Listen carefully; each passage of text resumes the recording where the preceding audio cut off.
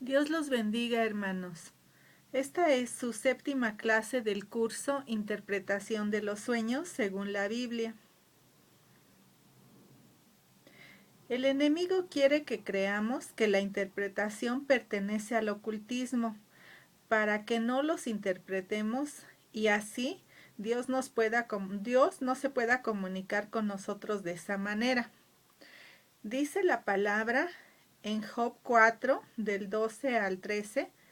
El asunto también era a mí oculto, mas mi oído ha percibido algo de ello, en imaginaciones de visiones nocturnas, cuando el sueño cae sobre los hombres.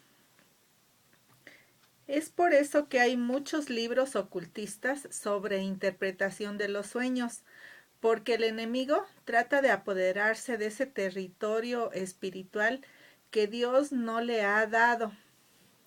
Recordemos que Nabucodonosor, cuando llamó a sus magos para que interpretaran sus sueños, ellos no pudieron. Sin embargo, Daniel sí pudo hacerlo, porque recibió revelación del Espíritu Santo. El Señor me ha mostrado que algunos hermanos están recelosos acerca de este curso y que tienen dudas porque piensan que tal vez estén pisando terrenos de adivinación y de ocultismo, por lo que les pido que oren a Dios y que le pidan que les hable a través de un sueño.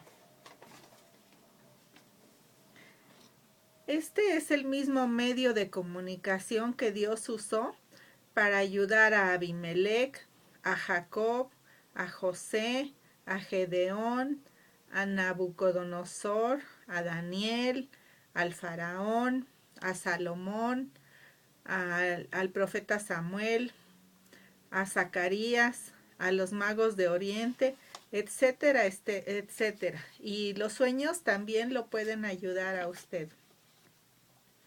La mayoría de los sueños son muy simbólicos, por lo que por lo general no se deben interpretar literalmente o tal como los escribamos.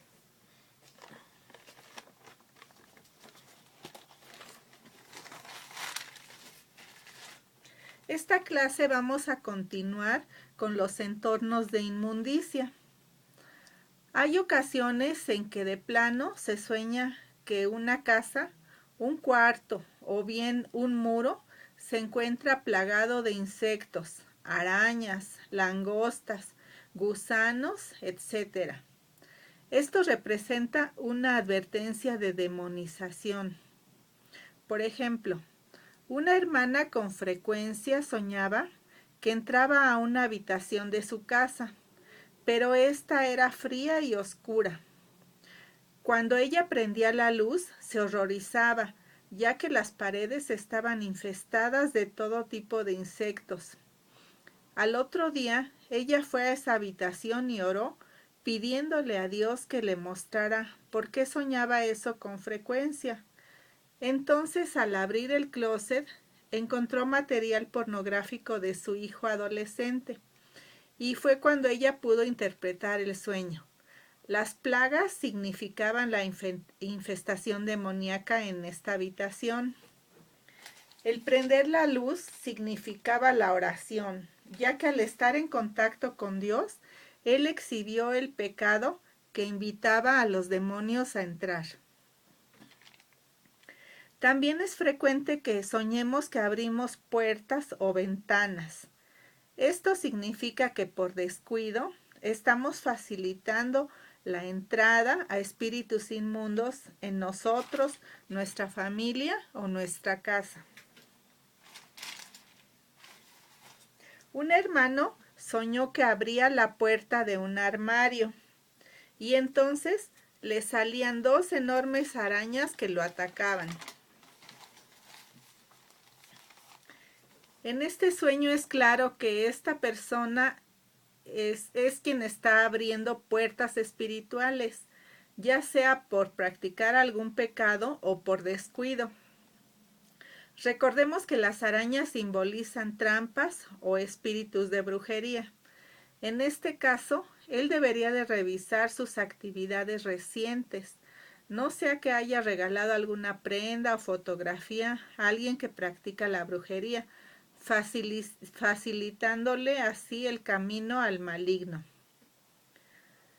También los sueños nos pueden enseñar cosas que no sabíamos, como en una ocasión que una hermana soñó que estaba en otro país, contemplando un animal parecido a un camello, pero de color blanco. Era una llama, y entonces este animal le escupía. Cuando despertó, ella investigó acerca de las llamas, y efectivamente les gusta escupir cuando se sienten amenazadas. Esta misma persona soñó que su compañera de oración lloraba mucho porque le habían robado unos dones que Dios le había dado. Ella también sentía una gran tristeza y también lloraba. No fue hasta varios años después, cuando esta hermana empezó a servir en guerra espiritual en su iglesia, cuando Dios le mostró que efectivamente el maligno sí les puede robar los dones a los cristianos descuidados.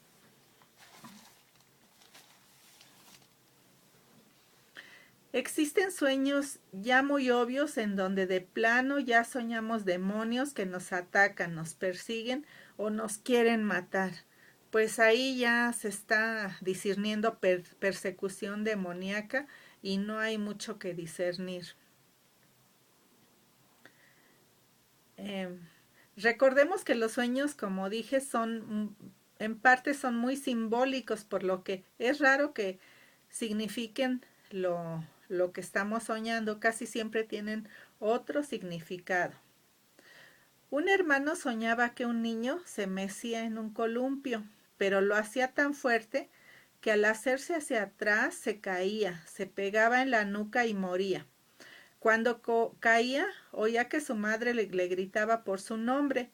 Entonces él despertaba y se ponía a orar por ese niño por nombre. Varios años después, un joven vecino de ese mismo nombre falleció. Y entonces Dios le reveló que el columpio significaba la fluctuación en el comportamiento de este niño y que este niño era su vecino, el joven que falleció, y que el enemigo trataba de matarlo cuando él iba para atrás en la vida cristiana, cuando estaba en rebeldía y se portaba mal.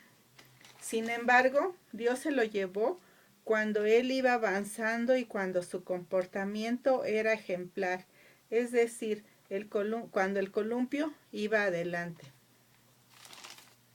También a través de los sueños, Dios puede desenmascarar a personas que se infiltran y que quieren hacerse pasar por cristianos. Sin embargo, el Señor los exhibirá para que no dañen o contaminen a sus hijos.